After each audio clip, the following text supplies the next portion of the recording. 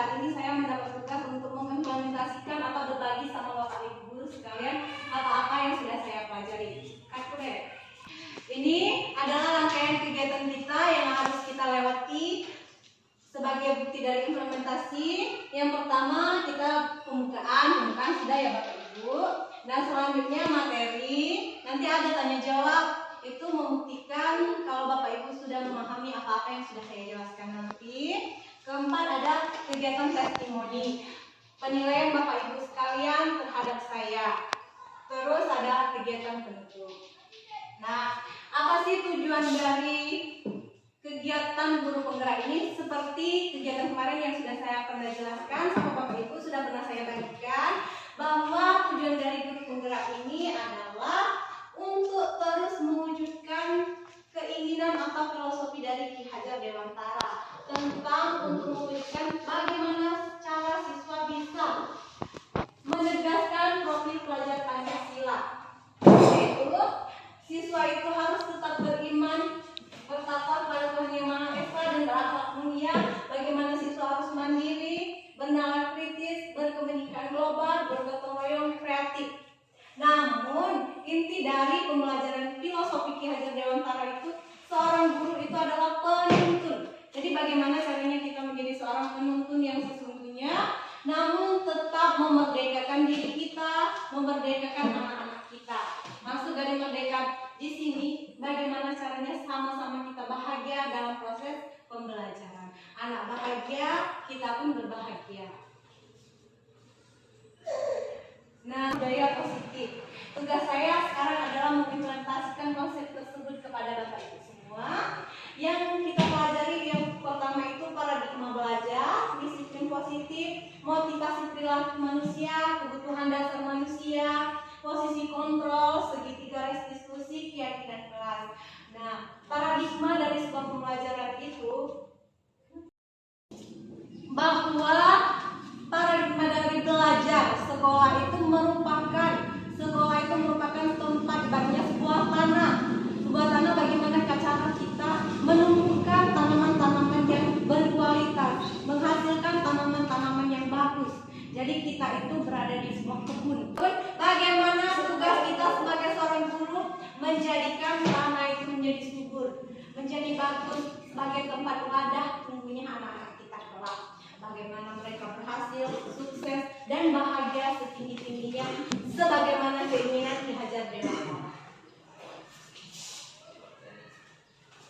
Nah, di sini untuk mewujudkan itu semua, tentunya Bapak Ibu kita semua harus paham konsep disiplin positif, motivasi, kebutuhan dasar, bagaimana kita menjadi sebagai posisi kontrol, bagaimana kita menerapkan segitiga restitusi sama keyakinan kelas.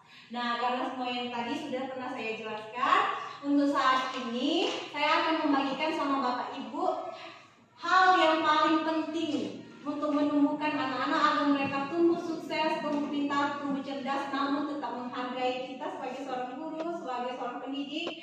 Kita harus belajar tentang konsep segitiga restitusi sama keyakinan kelas. Yang inilah yang akan saya implementasikan sama Bapak Ibu semuanya. Disiplin positif. Yang pertama, apa pentingnya menciptakan suasana positif di lingkungan sekolah kita. Yang kedua, sebagai seorang pendidik atau pemimpin sekolah, bagaimana kita menciptakan suasana positif selama ini? Apakah benar-benar sudah positif? Apakah benar sudah merasa benar yang kita terapkan itu? Yang ketiga, apakah hubungan antara menciptakan suasana yang positif dengan proses belajar yang berpihak pada murid? Nah, maksudnya dari sini, apakah udah benar selama ini cara kita menciptakan budaya positif itu dengan cara pendekatan kita terhadap murid-murid kita? Terus, bagaimana menerapkan disiplin saat ini di sekolah kita? Apakah sudah diterapkan efektif atau belum? Apa yang menurut Bapak Ibu masih perlu diperbaiki dan dikembangkan? Nah, jadi saya mau nanya satu-satu biar kita bisa menemukan konsep disiplin positif. Apa pentingnya menciptakan suasana positif menurut Bapak Ibu guru sekalian? Ada yang bisa menjelaskan? Iya, jawabannya disiplin di lingkungan kita. Pentingnya. guna menciptakan lingkungan positif. Kita sudah bisa membangun lingkungan positif, maka apapun yang kita sampaikan pada saat proses pembelajaran, siswa ataupun guru akan lebih mudah menerima materi yang kita berikan. Juga pada saat pembelajaran juga, kalau siswa itu setiap siswa sudah bisa merasakan hal-hal yang terbaik yang pernah diajarkan oleh guru. Kalau posisi di dalam kelas sudah terciptanya disiplin positif dalam sistem pembelajaran. Baiklah, terima kasih Bapak Andreas dan Mas Salam. Selanjutnya saya mau nanya, sebagai seorang pendidik atau pimpinan sekolah, bagaimana cara kita menciptakan disiplin positif agar sekolah kita ini bisa baik, bisa berkembang, bisa maju? Ya. Baik, atas pertanyaannya mengenai bagaimana cara kita sebagai guru menciptakan disiplin positif. Yang pertama itu menurut saya kita harus mendisiplinkan diri kita sendiri dulu. Kita harus menjadi contoh yang baik untuk anak murid kita supaya mereka bisa mencontoh kita. Jadi itu yang saya tanya. Baiklah, terima kasih Bu. Selanjutnya, pertanyaannya tadi boleh diulang. Bagaimana kita hubungan antara proses pembelajaran positif dan pembelajaran berpihak pada murid? Hubungannya itu ya adalah apabila kita menciptakan suatu suasana yang positif dalam pembelajaran, maka biasanya suasana dalam belajar itu akan membuat siswa mengikuti belajar itu lebih menyenangkan. Itu saja yang bisa saya jawab. Untuk terus bisa sama-sama menciptakan budaya positif di sekolah kita, sekarang saya mau menanyakan, menurut Bapak Ibu sekalian, apakah disiplin positif di sekolah kita ini sudah efektif atau belum? Kalau memang belum, kira-kira apa yang ingin kita tingkatkan untuk kebaikan sekolah kita ini, Bapak Ibu? Ya, saya akan menjawab pertanyaan dari Neki. Penerapan disiplin sekolah ini sudah cukup baik. Seperti siswa dan guru dapat datang tepat waktu, berpakaian rapi, senyum sapa. Meskipun siswa masih belum begitu sadar tentang menjaga kebersihan, sehingga harus diingat terus seperti pikir kelas, menjaga kebersihan lingkungan sekolah, membuang sampah pada tempatnya. Oke, itulah yang dapat saya sampaikan. Terima kasih. Ya. Apa jawaban mereka tadi? Oh iya Ibu. Baiklah, yang pertama tadi saya mau menanggapi jawaban teman-teman kita. Apa pentingnya meningkatkan budaya positif di sekolah kita? Sangat penting, benar sekali, karena penting untuk meningkatkan agar suasana belajar di sekolah kita semakin nyaman, semakin menyenangkan, anak-anak semakin betah di sekolah, semakin merasa nyaman, semakin merasa bahagia. Mereka tidak dipaksa, karena kan mereka tidak merasa dipaksa, tidak harus kita tekan, tidak harus kita apa-apa itu nggak boleh kita paksa ke anak-anak. Jadi mari kita sama-sama sekarang ini memulai cara pembelajaran itu benar-benar menerapkan disiplin positif dengan konsep anak-anak tidak merasa ditekan, kita pun merasa nyaman menjalankannya, anak-anak tidak merasa keberatan. Bagaimana caranya kita menerapkan konsep merdeka belajar.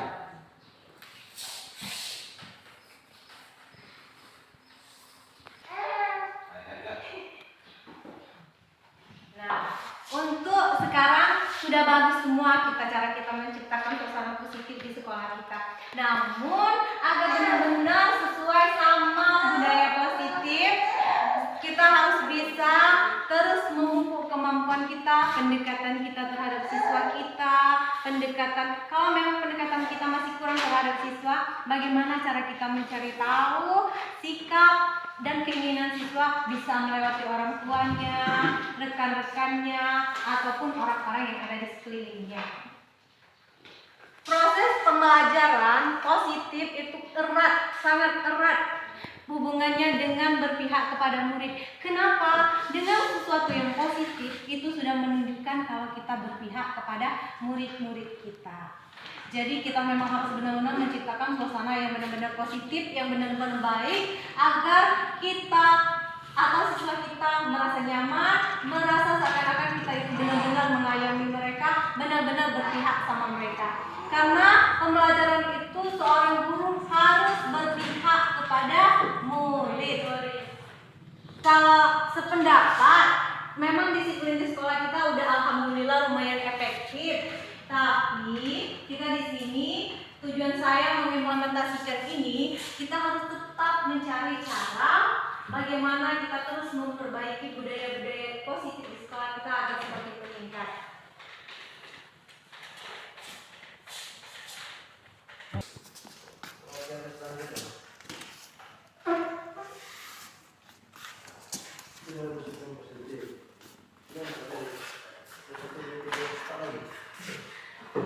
Selanjutnya, budaya positif itu berhubungan juga sama kebutuhan dasar manusia. Jadi saya mau menyampaikan sama Bapak Ibu, kita sebenarnya udah tahu semua kebutuhan dasar kita. Namun yang benar-benar harus kita ketahui itu ada 5 kebutuhan dasar Bapak Ibu kita semua. Yang pertama itu kita manusia itu butuh kasih sayang, rasa diterima. Bagaimana agar kita merasa diterima, merasa dikasih sayangi? Jadi kita harus bersikap menciptakan suasana yang benar-benar positif. Terus manusia, kebutuhan dasar manusia itu Bapak Ibu harus tahu. Manusia itu memang punya sikap, mereka memang butuh kekuasaan atau power. Jadi setiap manusia itu mereka merupakan kebutuhan dasar mereka itu mereka ingin sebuah kekuatan berupa power. Manusia, hal yang paling penting dari manusia itu mereka ingin bertahan hidup atau survival. Kita sebagai manusia juga butuh kesenangan, fun. Nah, jadi di sini Bapak Ibu harus menerapkan budaya positif dengan memahami bahwa memang saat anak misalnya ada yang merasa menurut kita anak-anak itu merasa mereka ingin menunjukkan cara atau sikap mereka yang kurang baik. Oh, ternyata mereka membutuhkan sebuah kasih sayang, kelembutan dari kita. Atau anak-anak mereka bersikap kasar sama rekan-rekannya. Kita harus memahami, oh memang seorang anak ini butuh mereka menunjukkan sebuah kekuatannya. Terus kebebasan. Jadi anak-anak itu biarkanlah mereka bebas. Namun kita harus tetap sebagai seorang guru yang merupakan seorang penuntun, kita harus tahu sikap kita dan cara kita agar mereka tidak kebablasan dalam bersikap. Terus kesenangan. Bapak Ibu juga harus senang, anak juga harus senang. Nah, dalam proses pembelajaran ini bagaimana caranya kita sama-sama mencari cara agar kita senang saat menyampaikan materi dan anak-anak juga senang menerima materi yang kita sampaikan.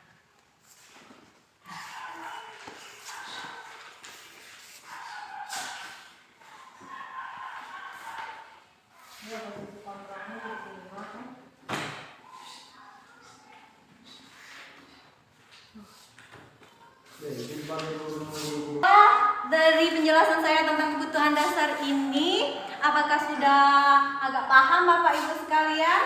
Paham. Nah, yang mau menimpali boleh, yang mau memberikan saran, masukan agar kita sama-sama paham, sama-sama semakin mengerti, boleh sampaikan Pak Bu. Komentar. Jadi setiap manusia itu memang atau individu itu sudah mempunyai kebutuhan dasar masing-masing. Tinggal tergantung dari gurunya bagaimana ingin menyikapi seorang siswa. Kan tidak mungkin dalam satu kelas ada 3 siswa atau 5 siswa. Kan tidak mungkin semuanya sama. Jadi kita sebagai seorang guru bagaimana mencari atau menemukan karakter siswa ini agar nanti apa yang guru sampaikan, apa yang kita sampaikan, mereka bisa menerima. Karena satu dengan yang lain, cara mereka menerima pembelajaran itu kan sedikit berbeda. Walaupun kita sama-sama manusia mempunyai 5 dasar kebutuhan. Baiklah, sudah Pak? Ya Bu, terima kasih Bu. Iya, sama-sama Bapak. Betul, ini berarti Bapak Ibu sekalian sudah mulai paham. Memang setiap manusia itu memiliki kebutuhan dasar yang berbeda. Namun dasarnya yang paling penting kita pahami ada 5 itu tadi. Nah, jadi tugas kita harus bisa memahami, harus bisa menerapkan bagaimana sikap-sikap anak-anak tersebut. Jadi kita harus punya solusi untuk mengatasi sikap-sikap anak yang berbeda-beda tersebut.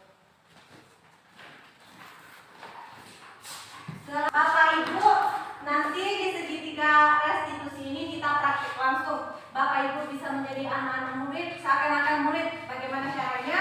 Kalau Bapak Ibu sekalian itu suasananya sedang menjadi murid. Nah, maksud dari segitiga restitusi ini, Bapak Ibu sekalian, bahwa kita itu selama ini kan kita menerapkan kalau menghadapi anak-anak itu hukuman, konsekuensi. Nah, sekarang ada juga penambahan, yaitu restitusi.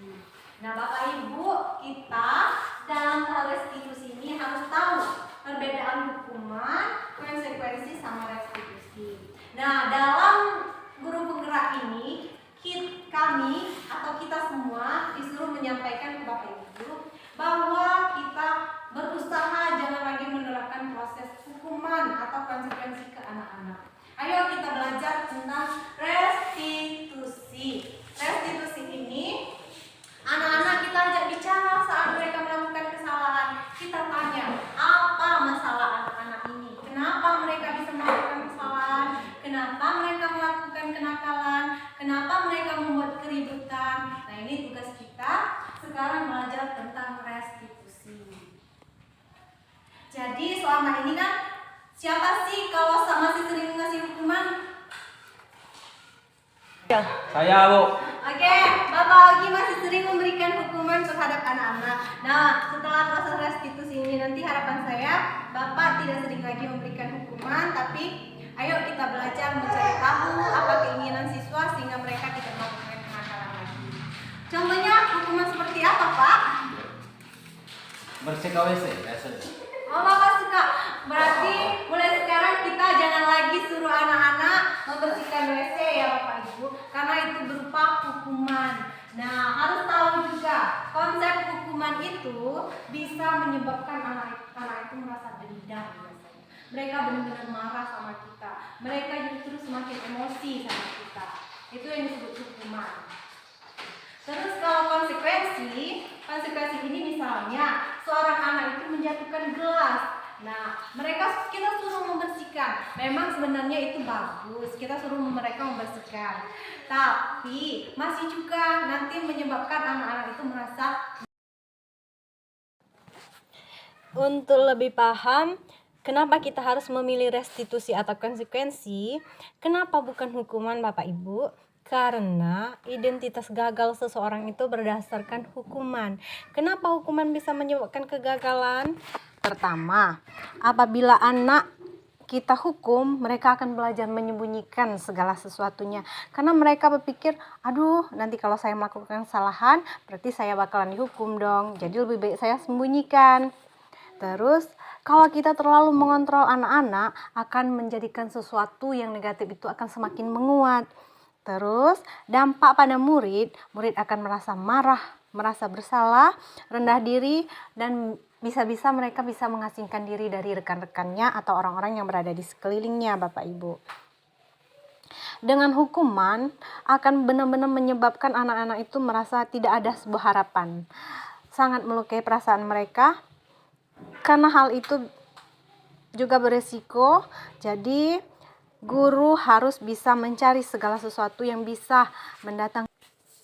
Jadi agar mendatangkan sesuatu yang positif untuk siswa, agar mereka bisa mencapai sesuatu yang sukses, maka kita harus bisa menerapkan disiplin yang positif. Misalnya kita boleh mengambil konsekuensi. Nah, dengan konsekuensi, murid akan belajar taat peraturan, mencoba mengontrol anak dengan penguatan yang lebih positif. Namun hal ini akan menyebabkan anak kehilangan hak, waktu jeda seorang diri, dan penahanan. Namun benar bahwa konsekuensi ini dibuat bersama-sama dengan murid dan guru. Nah, tapi hal yang benar-benar efektif yang bisa menciptakan disiplin positif itu kita harus melalui restitusi, Bapak Ibu. Saya mencanangkan restitusi karena menekankan restitusi ini benar-benar mudah-mudahan membawa dampak yang lebih baik kepada murid kita, sehingga pembelajaran akan lebih baik, murid akan merasa lebih merdeka. Kenapa? Karena restitusi itu anak belajar memecahkan masalah. Masalah apa? Ya masalah yang mereka buat. Jadi mereka pecahkan sendiri dengan cara mereka sendiri. Anak pahami bahwa dirinya sendiri yang pegang kendali, yang bisa mengontrol dirinya, bukan orang lain. Dengan kita melakukan restitusi, anak tidak kehilangan waktu, namun anak semakin memperbaiki diri, semakin bersemangat. Menguatkan, guru menyebutkan keyakinan kelas, membimbing kerangka acuan berpikir, sehingga murid-murid itu bisa lebih terarah. Itu bisa menjadi gagal karena hukuman itu akan menyebabkan sesuatu yang menyakitkan. Kenapa identitas sukses itu ada pada konsekuensi atau restitusi? Nah, kalau konsekuensi, sesuatu harus terjadi. Kalau ada kesalahan, maka harus ada akibat dari kesalahan itu. Jadi sesuatu itu harus terjadi. Namun kalau restitusi itu dia merupakan sebuah pilihan, memberi pilihan kepada siswanya bagaimana mereka mau menjalani segala kesalahan mereka, bagaimana cara mereka memperbaiki diri mereka. Coba Bapak Ibu dengarkan kalimat negatif, netral, dan positif. Negatif itu merupakan hukuman. Awas ya kalau dilakukan lagi ya, nanti awas kamu. Nah, kalau netral, lakukan apa yang saya katakan ya nak. Nah, itu di kalimat netral. Kalau yang positif, apakah hal ini yang sesungguhnya ingin kamu lakukan? Nah, jadi anak-anak itu harus diarahkan ke arah yang positif dengan pertanyaan yang positif. Kalau netral itu bisa membuatkan anak-anak nanti agak senjang dia. Jadi makanya kita harus memilih restitusi yang benar-benar positif. Menurut beberapa ahli, kenapa hukuman itu tidak boleh lagi? Karena cara-cara mengontrol perilaku seseorang yang itu akan menyebabkan kehancuran potensi yang ada, membuat pembelajaran yang sesungguhnya itu menjadi tidak ideal, tidak bagus untuk siswa-siswa kita. Karena hal-hal yang negatif itu akan mendatangkan pengaruh jangka pendek dan jangka panjang. Tahap berikutnya yang ingin saya sampaikan sama Bapak Ibu itu ada tentang segitiga restitusi dalam menyelesaikan permasalahan yang kita hadapi terhadap anak-anak kita. Yang pertama, kita menanyakan keyakinan kelas yang pernah kita buat. Terus kita menstabilkan identitas. Terus setelah itu kita melakukan validasi tindakan yang salah. Kita beritahu ke anak-anak. Oh ya, sebelumnya saya jelaskan dulu ya. Misalnya menanyakan keyakinan. Nah, kita harus tanyakan, keyakinan kelas apa yang pernah kita sepakati nak sebelumnya?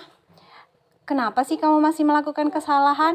Kamu ingin menjadi orang yang seperti apa nanti? Agar kamu tidak melakukan sebuah kesalahan lagi. Nah, itu contoh-contoh kita menanyakan keyakinan kelas yang pernah kita bikin ya Bapak Ibu. Terus pada posisi menstabilkan identitas, kita tanyakan sama anak-anak.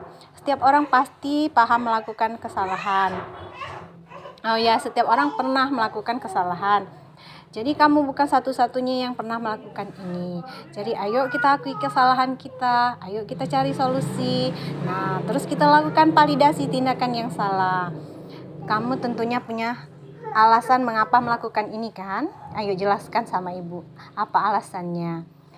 Terus, adakah cara yang lebih efektif untuk mendapatkan apa yang kamu butuhkan? Nah, hal-hal yang seperti inilah yang kita harus tanyakan, harus kita tegaskan pada anak-anak saat mereka melakukan sebuah kesalahan, Bapak Ibu. Bukan langsung kita hukum, bukan langsung kita judge anak-anak itu dengan pemikiran-pemikiran kita. Jadi, ayo kita rubah, kita tegaskan budaya positif di sekolah kita agar anak-anak kita bisa menjadi orang-orang yang benar-benar hebat, benar-benar sukses, menjadi pelajar yang merdeka.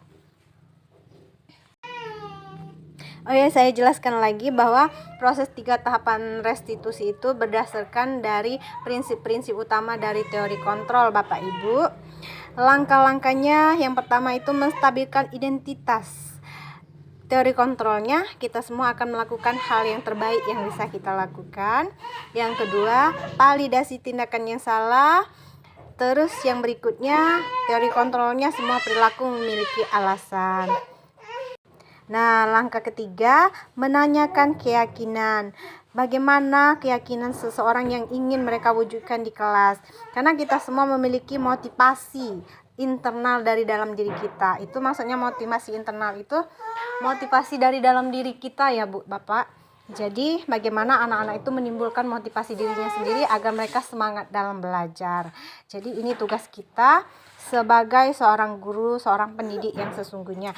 Kita cari, kita validasi apa-apa kesalahan anak-anak itu, jangan langsung kita kasih hukuman. Karena sekali lagi hukuman itu akan mendatangkan sesuatu yang berjangka panjang, mengibatkan sesuatu yang buruk, yang menyebabkan anak-anak itu akan menjadi seorang pemberontak, akan semakin banyak protes karena mereka tidak diberi kesempatan untuk berbicara kenapa mereka melakukan kesalahan, kenapa mereka melakukan tindakan tersebut. Nah, jadi ayo kita sama-sama kita tanya dulu anak-anaknya kenapa mereka melakukan kesalahan, mereka maunya seperti apa, terus cita-cita mereka mau apa, kedepannya mereka mau menjadi seperti apa. Jadi sama-sama kita cari solusi. Itu inti dari restitusi ya. Memberikan hukuman terhadap anak-anak. Nah, setelah proses restitusi ini nanti harapan saya Bapak tidak sering lagi memberikan hukuman, tapi ayo kita belajar mencari tahu apa keinginan siswa sehingga mereka tidak melakukan kenakalan lagi. Contohnya hukuman seperti apa, Pak? Bersih WC biasanya. Oh, Bapak suka. Berarti mulai sekarang kita jangan lagi suruh anak-anak membersihkan WC ya Bapak Ibu, karena itu berupa hukuman. Nah, harus tahu juga konsep hukuman itu bisa menyebabkan anak itu merasa dendam. Mereka benar-benar marah sama kita. Mereka justru semakin emosi sama kita. Itu yang disebut hukuman. Terus kalau konsekuensi ini misalnya seorang anak itu menjatuhkan gelas. Nah, kita suruh membersihkan. Memang sebenarnya itu bagus, kita suruh mereka membersihkan. Tapi masih juga nanti menyebabkan anak-anak itu merasa bersedih setelah menjatuhkan mereka disuruh membersihkan. Nah, jadi kita harus tanya dulu kenapa mereka bisa menjatuhkan gelas. Kita ajak sama-sama membersihkan agar anak-anak itu tidak merasa dihukum atau tidak merasa mendapatkan konsekuensi dari sebuah kesalahan. Jadi kita harus menerapkan restitusi. Restitusi, saya ulangi ya Bapak Ibu. Restitusi itu kita mencari solusi saat anak melakukan sebuah kesalahan. Tanyakan kenapa mereka melakukan kesalahan. Terus cari tahu mereka inginnya seperti apa. Gitu. Berapa menit ya? Nah, sebelum kita mencoba praktik restitusi atau restitusi, nah saya ulangi lagi. Seandainya anak-anak itu, nanti tadi nggak ada pertanyaan ya, jadi sini saya jelaskan lagi. Seandainya kan kita tanyakan anak-anak ini nak, oh mereka oke Bu, katanya mereka meminta solusi sendiri.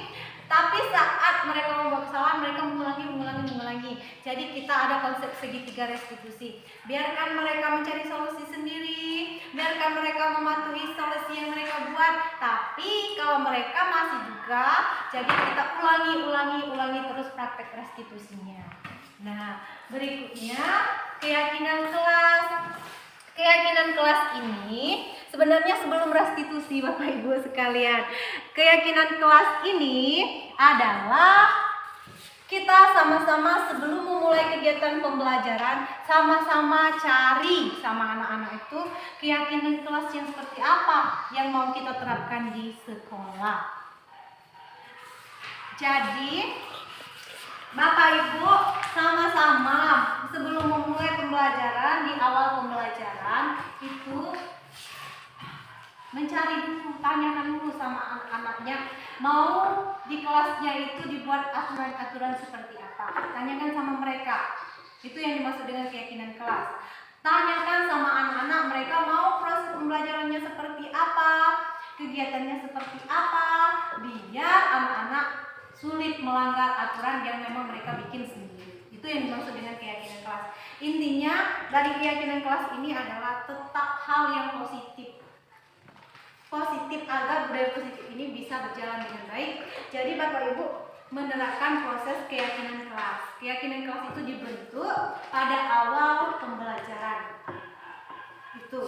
Jadi saat misal gini ya, misalnya anak-anak itu mau belajar materi IPA. Nah, materi IPA di awal pembelajaran itu kita mau ke lab. Jadi harus bikin dulu keyakinan kelas agar anak-anak itu tidak membuat ulah saat di dalam ruangan pas kita praktek IPA di laboratorium. Nah, misalnya kayak gini, kita mau praktek apa misalnya IPA? Oke, apa? Pasti gue deh. Uji asam Bu. Oke. Nah, dalam kegiatan ini kan ibu mau membawa siswa ke dalam lab.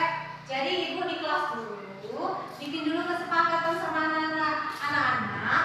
Hari ini kan kita mau uji lakmus, jadi kita harus ke lab. Di lab itu banyak hal-hal yang berbahaya. Jadi bikin dulu kesepakatannya agar tidak anak-anak itu nggak terlalu banyak gerak. Misalnya yang pertama, anak-anak itu tidak boleh apa ya Bu, biasanya kalau di dalam lab itu tidak boleh bermain. Terus apa lagi? Menggunakan sarung tangan. Harus menggunakan sarung tangan. Terus apa lagi? Misalnya ibu dalam posisi siswa, apa yang ingin diusulkan misalnya? Kacamata. Ya, mereka menggunakan kacamata biar nanti nggak kena apa namanya itu, iya, kalau ada radiasi atau asam-asamnya. Nah, tapi itu bukan bapak ibu yang mengusulkan, anak-anak sendiri yang mengusulkan. Terus misalnya ibu kata anak, kita nggak boleh pegang-pegang benda yang lain, berarti catat. Oke, nah kita sepakat ya. Nanti pas di lab jangan pegang benda-benda yang lain di luar materi kita. Nah, itu maksudnya. Jadi kita dalam membuat kesepakatan kelas, kita sebagai guru memberikan kepada siswa apa yang harus siswa lakukan. Iya. Setelah pendapat mereka kita catat, baru kita sepakati bahwa anak ini permintaan kalian, berarti kalian harus mentaati permintaan kalian sendiri, bukan permintaan guru. Seperti itu, Bu. Ya, betul Pak. Inilah yang ingin saya sampaikan, yang ingin benar-benar kami terapkan dalam proses terus menggerak, yaitu tentang keyakinan kelas. Mereka membuat keyakinan atau kesepakatan sendiri dan mereka melakukan sendiri. Maksud dari keyakinan kelas ini agar anak-anak tidak merasa kita dikte, tidak merasa kita suruh, tidak merasa kita tekan dengan aturan-aturan kita. Mereka membuat aturan sendiri, terapkan sendiri. Kayak gitu. Biar merdeka Belajar. Terus itu jelaskan dulu segitiga.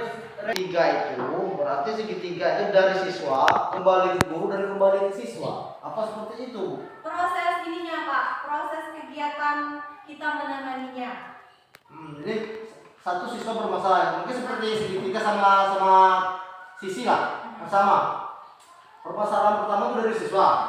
Siswa berarti seorang guru harus mencari celah atau mencari solusi bagaimana siswa ini tidak melakukan lagi kesalahan yang sama.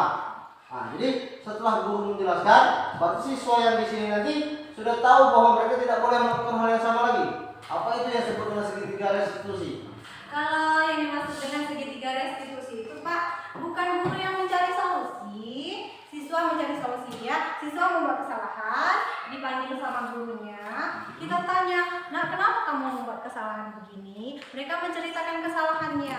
Terus kalian tanya Pak, setelah mereka menceritakan kesalahannya, Bapak Ibu tanya lagi, kamu maunya seperti apa? Gitu. Kalau anaknya sudah, Bu aku mau begini.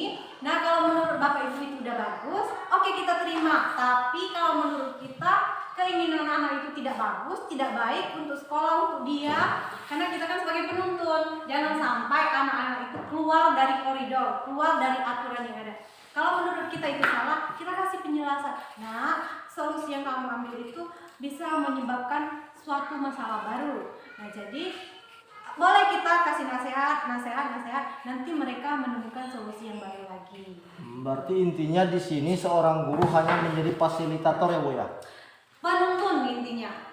Kita sebagai seorang guru itu hanya penuntun. Penuntun itu seperti sudah saya jelaskan sebelum-sebelumnya kan, kita di awal pembelajaran dulu tentang konsep pembelajaran Ki Hajar Dewantara, bahwa seorang guru itu adalah seorang penuntun. Jangan sampai anak-anak itu keluar dari jalannya. Biarkan mereka berjalan terus, mengikuti jalannya, dan jangan sampai keluar dari jalannya. Siap.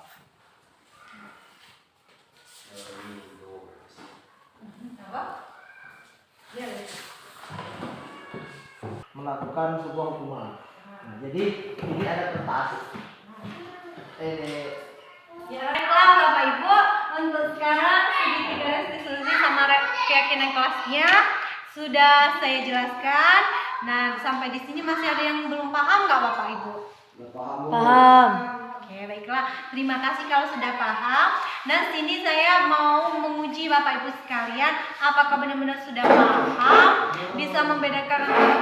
Baiklah, kalau memang sudah tidak ada pertanyaan, ini saya punya alat untuk kita sama-sama mengetahui apa yang sudah pernah kita lakukan ke siswa kita, apakah hukuman atau konsekuensi atau restitusi ya Bapak Ibu.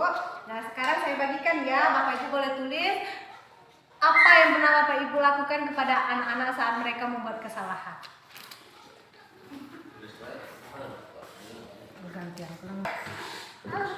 Ya, interaksi di dalam kelas sama gurunya. Kenapa mata anak? Sudah mana itu? Dia ain do ai. Dia apa?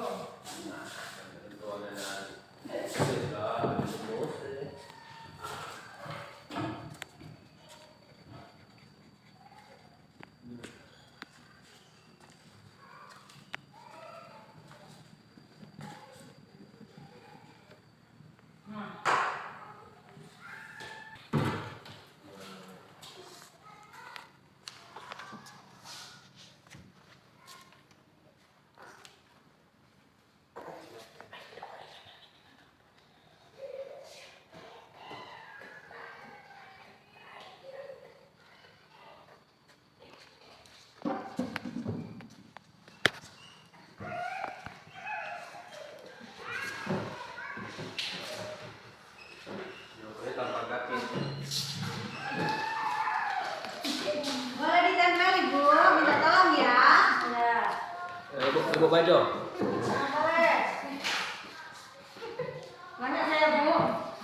Sering menghukum karena Ibu masih sering menghukum ya Bu? iya Bu, sering banget Bu. Tetangga ibu itu terhukum loh.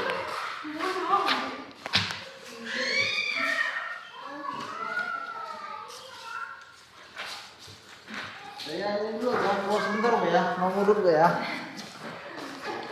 Bapak berhenti dulu merokok Pak. Apa ini mau ngudut? Tidak baik untuk jantung Pak.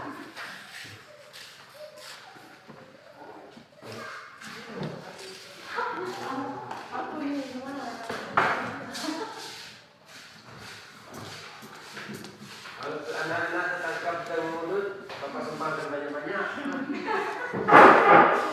Baiklah, terima kasih Bapak Ibu ya. Ini kita baca sama-sama ya. Siswa sering tidak mengerjakan tugas tepat waktu. Berasanya saya memberikan peringatan berupa berdiri di depan kelas 5 menit. Berdiri di depan kelas, jongkok, latihan jadi guru, berlari keliling lapangan, memberikan double tugas, berdiri di depan kelas, angkat kaki 1. Nah, berarti yang masih kita terapkan di sekolah selama ini adalah hukuman. Jadi bukan restitusi. Yang sekarang, kalau kita sudah tahu konsep restitusi, kira-kira apa cara solusi terbaiknya Bapak Ibu? Kalau anak sering tidak membuat tugas, gimana kira-kira? Jadi setelah dijelaskan mungkin sedikit paham mengenai restitusi segitiga restitusi. Jadi di sini kalau anak tersebut melakukan kesalahan, ada baiknya tidak langsung menghukum atau memberikan apa konsekuensi pada anak tersebut. Pertama mungkin ditanya dulu alasan kenapa terjadi kesalahan tersebut, kenapa melakukan kesalahan, apa ada memang benar-benar hal yang membuat dia tidak mengerjakan tugas atau hal-hal yang memang tidak memungkinkan dia untuk melaksanakan kewajiban dia sebagai siswa tersebut. Mungkin itu yang bisa. Ya, berarti alhamdulillah sukses. Mudah-mudahan saya nggak salah penyampaian ya, dan Bapak Ibu juga nggak salah konsep menerima apa yang saya sampaikan. Jadi udah, jangan lagi ada disuruh berdiri di depan kelas, jangan ada lagi disuruh berlari keliling lapangan, jangan ada lagi memberikan double tugas. Ya, itu ya konsepnya. Jadi jangan lagi Bapak Ibu ya. Sekarang kita cari sama-sama, cari penyelesaiannya, bagaimana budaya positif benar-benar terrealisasi di sekolah kita.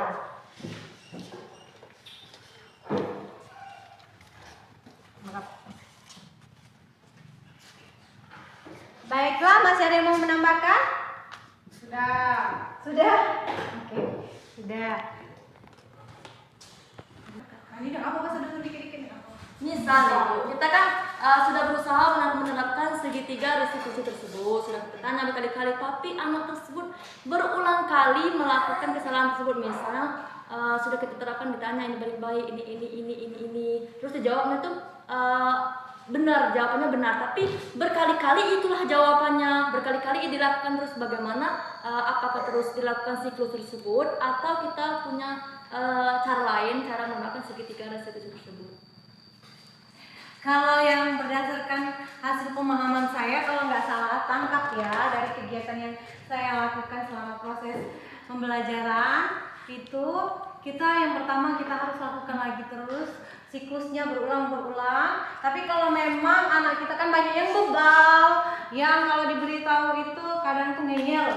Nah, jadi solusi terakhir kita mungkin pendekatan sama orang tuanya, kita kolaborasi sama-sama antar guru, kita cari penyelesaian bersama-sama. Kalau memang biasanya kalau udah kerja sama orang tuanya, sudah kerja sama orang sekelilingnya, sudah kerja sama antara kita guru dengan guru, mudah-mudahan saya rasa senakal-nakalnya anak-anak masih bisa sama-sama kita selesaikan. Baik Bu. Menyampaikan materi implementasi konsep budaya positif ini. Baiklah Bapak Ibu sekalian, rekan guru, teman-teman semuanya. Ini saya sudah menyampaikan tentang konsep budaya positif sama rekan-rekan semua. Sudah selesai kita tahap tanya jawab, sudah ke tahap kita sama-sama mengetahui mana yang hukuman, mana yang restitusi. Nah, sekarang saya minta tolong sama Bapak Ibu semua, tuliskan testimoninya. Nanti kita tanya satu-satu ya. Ucapkan satu-satu testimoninya sama, biar saya lebih paham apakah penyampaian saya ini udah bisa diterima dengan baik sama Bapak Ibu, udah benar atau belum. Boleh tuliskan ya testimoninya di sini Bapak Ibu semua. Menurut saya juga penyampaian sudah bagus. Ini tidak sesuai. Mana Ya. Tidak ada seneknya. Kita sini dulu ya. Langsung kamu. Ya, Mbak. Awet-awet. Rombongan udah melihat langsung ke kamu. Gila ya Pak Putri.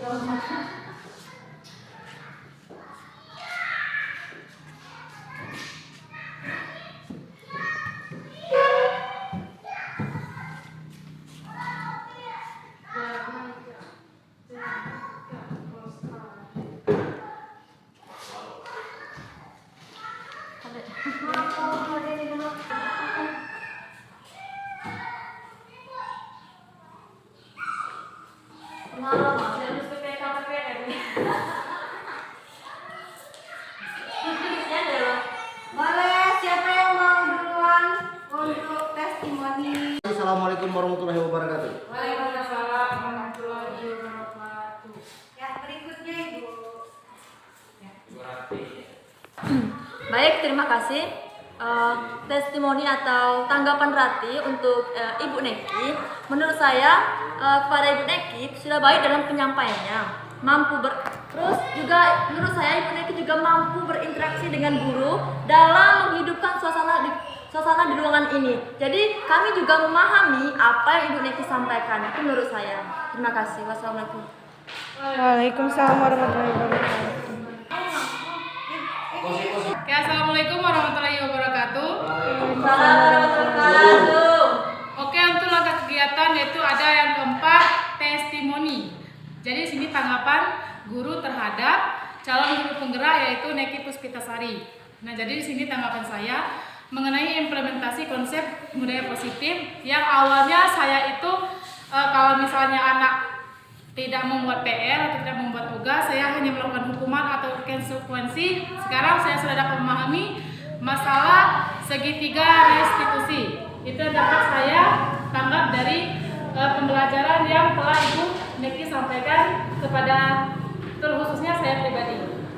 Untuk itu sudah baik, sudah bagus, penyampaiannya sudah dapat kami pahami secara baik. Jadi tidak ada kritik dari saya. Ya, wassalamualaikum warahmatullahi wabarakatuh. Waalaikumsalam warahmatullahi wabarakatuh. Baiklah Bapak Ibu, rangkaian kegiatan kita, saya sudah berbagi konsep budaya positif, saya sudah menjelaskan paradigma belajar, motivasi perilaku sampai ke segitiga restitusi. Dan tadi kita sudah menuliskan praktik restitusi kita. Di sini kita semuanya masih banyak hukuman. Mudah-mudahan setelah ini kita sama-sama menerapkan restitusi. Kita tidak melakukan hukuman lagi pada siswa-siswi kita. Terus terima kasih atas testimoninya yang positif sekali. Mudah-mudahan Bersama. ya, mudah-mudahan kedepannya saya bisa semakin memperbaiki, benar-benar bisa menjadi seorang guru penggerak yang sesungguhnya, yang bertugas sebagai tergerak, bergerak, menggerakkan. Saya rasa sudah cukup penyampaian saya untuk hari ini. Saya akan terus melanjutkan pembelajaran saya dalam kegiatan guru penggerak. Mudah-mudahan semakin banyak ilmu-ilmu yang saya peroleh dan bisa saya bagikan untuk rekan guru sekalian demi mewujudkan siswa-siswi kita yang sukses, yang bisa mencapai cita-cita mereka setinggi-tingginya. Amin. Dan saya juga bisa menjadi manusia yang lebih baik lagi. Benar-benar kita semua bisa berkolaborasi bersama-sama mewujudkan pendidikan sesuai dengan keinginan Ki Hajar Dewantara dan merdeka dalam belajar. Saya akhiri, wabillahi taufiq wal hidayah. Wassalamualaikum warahmatullahi wabarakatuh.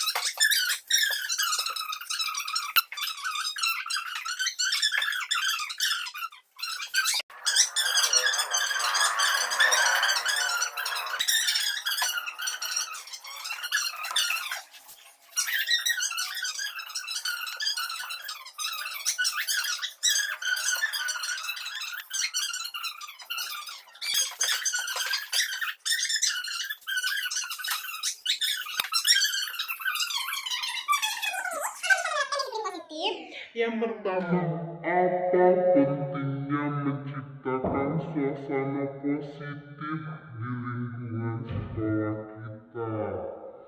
Yang kedua, sebagai seorang pendidik atau pemimpin sekolah, bagaimana kita menciptakan suasana positif selama ini? Apakah benar-benar sudah positif? Apakah benar sudah merasa benar yang kita terapkan itu? Yang ketiga, apakah hubungan antara menciptakan suasana yang positif dengan hal yang perlu diperhatikan dalam penyimpanan?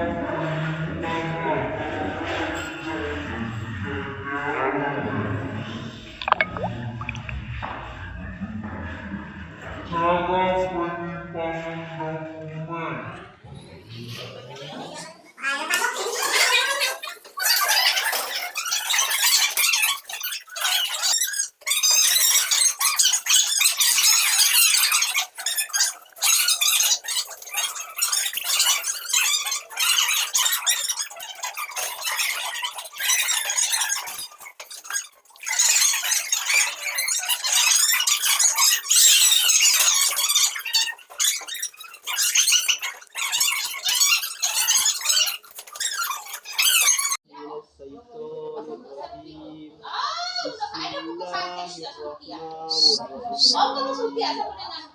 Alhamdulillahi Rabbil Alamin Ar-Rahmanir Rahim Malik Yaumiddin Iyyaka na'budu wa iyyaka nasta'in Ihdinas siratal mustaqim Siratal ladzina an'amta 'alaihim ghairil maghdubi 'alaihim waladdallin.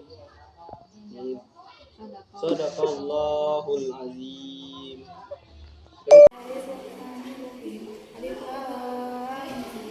Dalikal kitabul la raiba fihi hudan lil muttaqin.